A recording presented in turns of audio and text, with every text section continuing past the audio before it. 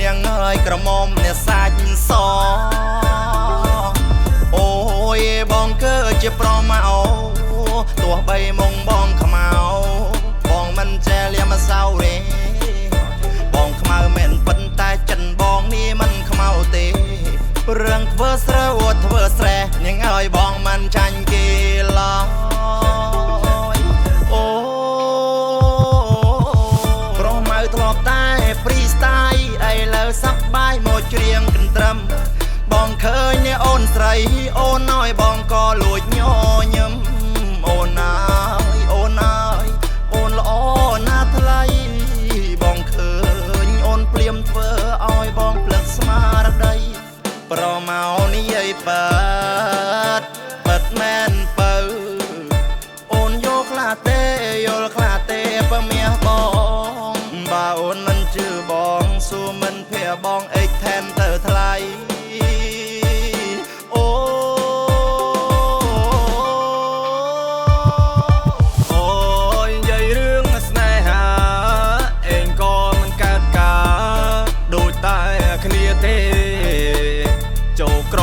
ច្រាមនាងឲ្យផ្លេចកំលោះស្របស្រែគ្នាក៏វិយាដែរមិនដឹងថាចិត្តនាងកិនយ៉ាងណា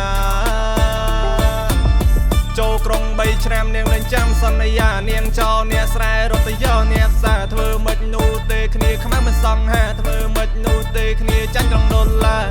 គ្នាខ្មៅមិនសង្ហាអាម៉ាអើយអាម៉ាអើយជួយកិនគ្នាបានទេ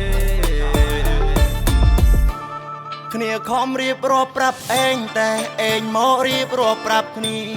បើគ្នានេះកម្មហើយមិនដេចក៏ឯងមកវេទនាតែឯងគ្រាន់បែរជាងយើងព្រោះតែឯងទៅស្គាល់គ្នា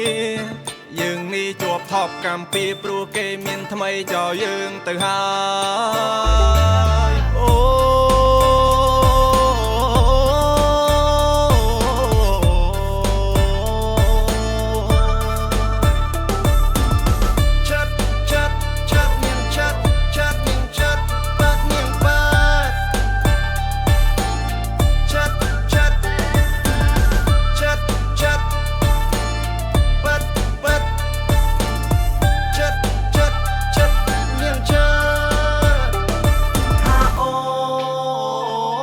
សង្ក្រានต์ឆ្នាំថ្មីបងចង់បាញ់ទឹកដាក់ស្រីម្ដ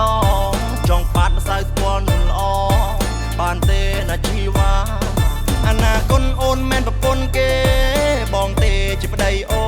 នមិនអោយអូនរួយខ្លួនពីបងទេបងគឺជាអ្នកមែនមិនមែនជាអ្នកលេ